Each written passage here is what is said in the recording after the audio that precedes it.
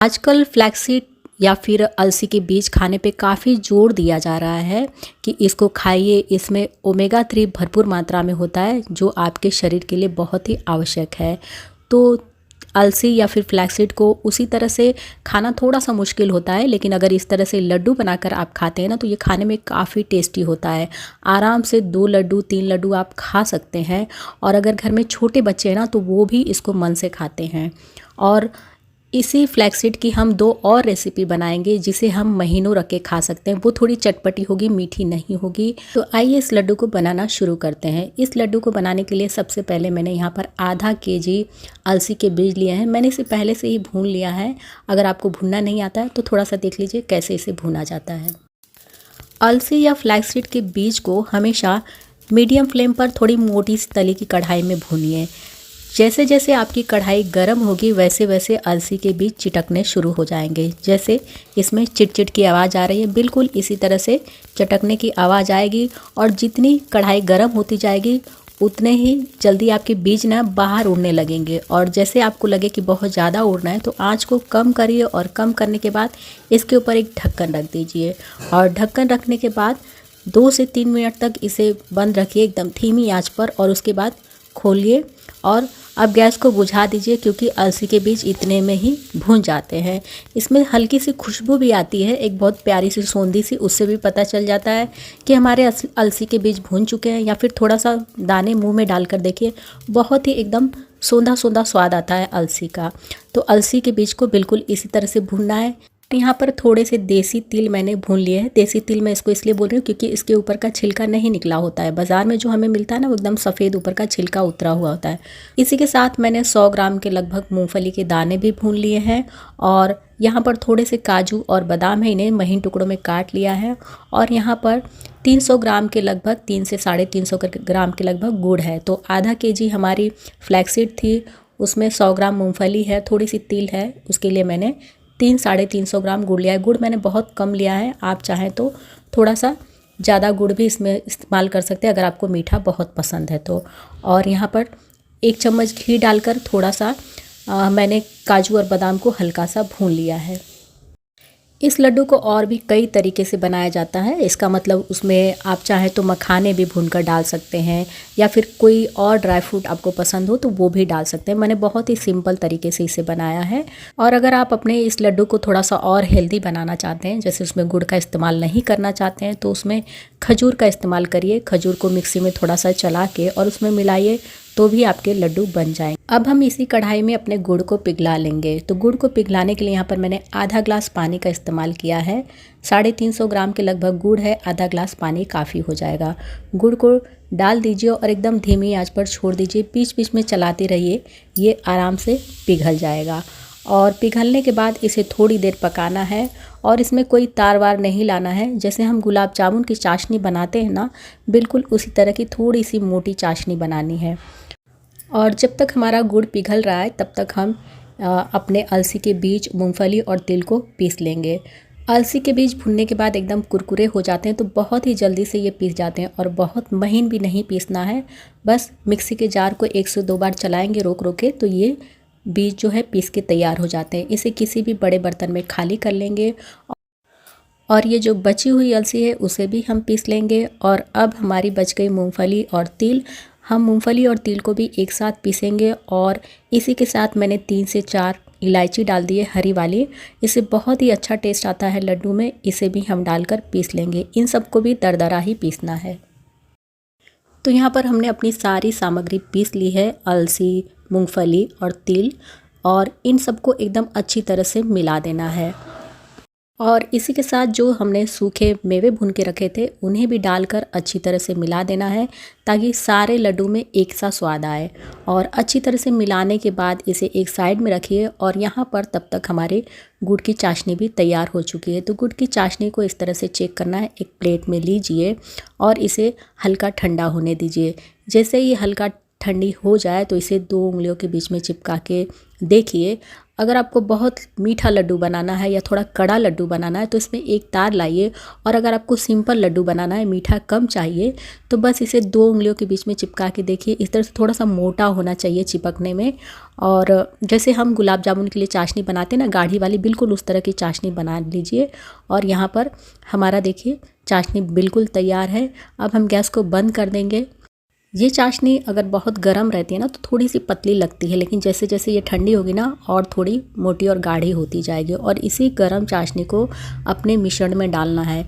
तो अगर आप पहली बार लड्डू बना रहे हैं, इसके पहले नहीं बनाया, तो थोड़ा सा मिश्रण आप निकाल लीजिए और फिर चाशनी मिलाइए। जब आपको लगेगा कि आपकी चाशनी ज़्यादा है तो इसमें मिश्रण को मिलाते जाइए धीरे धीरे। और मैं तो बना चुकी हूँ तो मैं इकट्ठा मिला देती हूँ, लेकिन आपको दिखाने के लिए मैंने थोड़ा सा निकाल दिया है। और अब इसमें हम अपनी जो गुड़ की गर्म चाशनी है उसे डाल देंगे और अच्छी तरह से मिलाएंगे। अभी तो ये चाशनी काफ़ी गर्म है तो इसे हम कड़छी से ही मिलाएंगे। और जैसे जैसे हम इसमें मिलाते जाएंगे ना वैसे वैसे हमारी चाशनी ठंडी होती जाएगी, तो बाद में हम इसे हाथों से भी अच्छी तरह से मिला सकते हैं।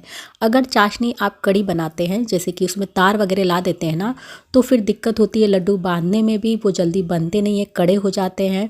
और अगर इस तरह की चाशनी आप बनाते हैं ना तो आराम से आप एकदम आपका मिश्रण ठंडा हो जाता है ना, उसके बाद भी आप इसे आराम से अपने हाथों से लड्डू को बना सकते हैं।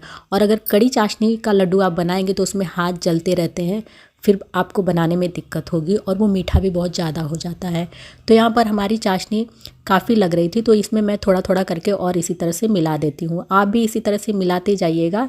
जब आपको लगे कि एकदम सूखा हो चुका है, बनाने लायक हो चुका है लड्डू, तो आप फिर उससे लड्डू बांधिए। और यहाँ पर अपने लड्डू के टेस्ट को बढ़ाने के लिए मैंने थोड़ा सा घी डाल दिया है। बहुत ही अच्छा टेस्ट आता है ऊपर से घी डालकर अगर आप लड्डू बनाते हैं तो, और बांधने में भी आसानी रहती है, हाथ में ये लड्डू चिपकते नहीं हैं। अब हम हाथों से अच्छी तरह से मिश्रण को मिलाएंगे, क्योंकि मिश्रण काफ़ी ठंडा हो चुका है। अच्छी तरह से हाथों से मिलाने के बाद अभी भी हम इसमें थोड़ा सा सूखा मिश्रण डाल सकते हैं। तो जो बचा हुआ सूखा मिश्रण है वो भी मैं इसमें डाल दे रही हूँ और अच्छी तरह से मिला दे रही हूँ।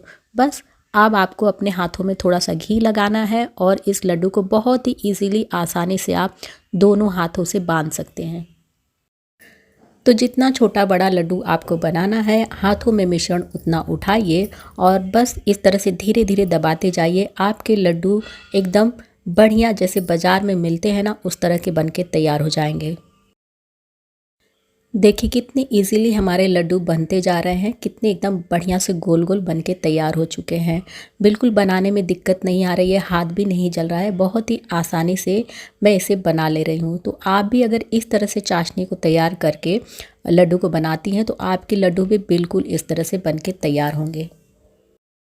इसी तरह से हम अपने सारे लड्डुओं को बना लेंगे। ये लड्डू जब गर्म होते हैं ना तो थोड़े से नरम होते हैं, लेकिन जैसे ही 2 से 3 घंटे होते हैं, ठंडे होते हैं, तो एकदम अच्छी तरह से सेट हो जाते हैं। अगले दिन तो एकदम बढ़िया से ये सेट हो जाते हैं। तो यहाँ पर देखिए मैंने सारे लड्डू बांध लिए हैं। अब इन्हें हम थोड़ा सा मार्केट वाला लुक अगर देना चाहेंगे तो इस तरह से दे सकते हैं। यहाँ पर मैंने लड्डू पेपर ले रखा है और लड्डू पेपर को इन फ्लैक्सीड के लड्डुओं के नीचे इस तरह से लगा देंगे। तो देखिए बिल्कुल हमारे ये मार्केट वाले फ्लैक्सीड के लड्डू बनके तैयार हो चुके घर पे ही। तो यहाँ पर देखिए कितने आसानी से हमारे एकदम बढ़िया से हलवाइयों की तरह से हमारे ये फ्लैक्सीड के लड्डू बनके तैयार हो चुके हैं। अब इन लड्डुओं को हम रखते हैं एक साइड में और इसी फ्लैक्सीड से हम एक हेल्दी रेसिपी बनाते हैं, बहुत ही चटपटी सी। तो यहाँ पर फ्लैक्सीड मैंने पहले से भुना हुआ है, अलसी के बीज को और मूंगफली और तिल को भी भून कर ले रखा है। और इसी के साथ मैंने थोड़ी सी लहसुन की कलियां ली हैं और यहाँ पर सूखी लाल मिर्च है। तो सबसे पहले हम क्या करेंगे, थोड़े से अलसी के बीज मिक्सी के जार में डालेंगे। ये एक तरह की सूखी चटनी बनके तैयार होगी जिसे आप महीनों किसी भी हवाबंद डब्बे में रख के खा सकते हैं। अगर बच्चों के लिए बना रहे हैं तो मिर्च मत डालिए, बच्चे भी बहुत मन से इसको खाते हैं। और अगर आपको तीखा पसंद है तो स्वाद के अनुसार लाल मिर्च डाल दीजिए सूखी वाली, और नमक, यहाँ पर काले नमक का मैंने इस्तेमाल किया था। और एक बार अलसी के बीज को पीसने के बाद फिर हम इसमें लहसुन डालेंगे, क्योंकि पहले अगर लहसुन डालेंगे ना तो अच्छे से पीसते नहीं हैं अलसी के बीज।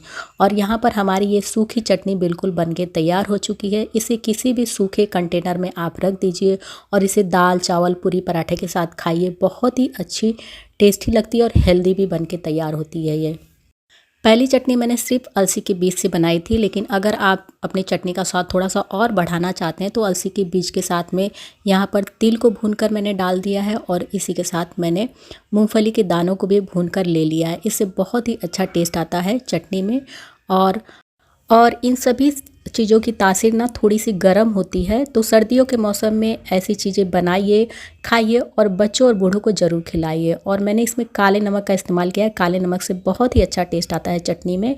और जब एक बार ये आपके सामग्री पीस के तैयार हो जाए तब उसमें लहसुन डाल के पीसिए और इसे अब आप किसी भी एयर टाइट कंटेनर में भर के रख दीजिए और बच्चों को दीजिए। रोटी पराठे पे लपेट के बहुत ही मन से इसको खा लेंगे। छोटे बच्चे भी इसको खाना पसंद करेंगे अगर बिना मिर्च के आप इसे बनाते हैं तो। और इसे दाल चावल के साथ भी खाया जा सकता है। ये चटनी ऐसी ही सूखी ही रहती है, इसीलिए जल्दी ख़राब नहीं होती। एक बार आप बनाते हैं ना तो महीनों तो ख़राब है, 1 महीना तो आराम से चल जाती है। और हमारे बच्चे ना आजकल अलसी वगैरह के बारे में उतना जान नहीं रहे, तो आप इस तरह का लड्डू बनाइए और सूखी चटनी बना के बच्चों को खाने की आदत डालिए। वैसे भी सर्दियों का मौसम आ रहा है, ये सब काफ़ी हेल्दी चीज़ें हैं। बच्चों को खिलाइए, घर में बूढ़ों को खिलाइए और ख़ुद भी अपने सेहत का ध्यान रखिए, खुद भी खाइए। इस चटनी को आप कभी भी खा सकते हैं, खाने के साथ में या फिर रोटी और पराठे के साथ। यकीन मानिए अगर आप ये चटनी बनाते हैं ना तो आपको बार बार ये चटनी खाने का मन करेगा, हमेशा मन करेगा कि रोटी में लपेट के इसको खा लूँ।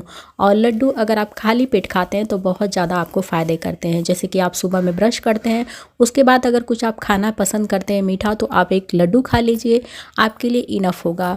और शाम में भी आप चाहें तो इसको खा सकते हैं।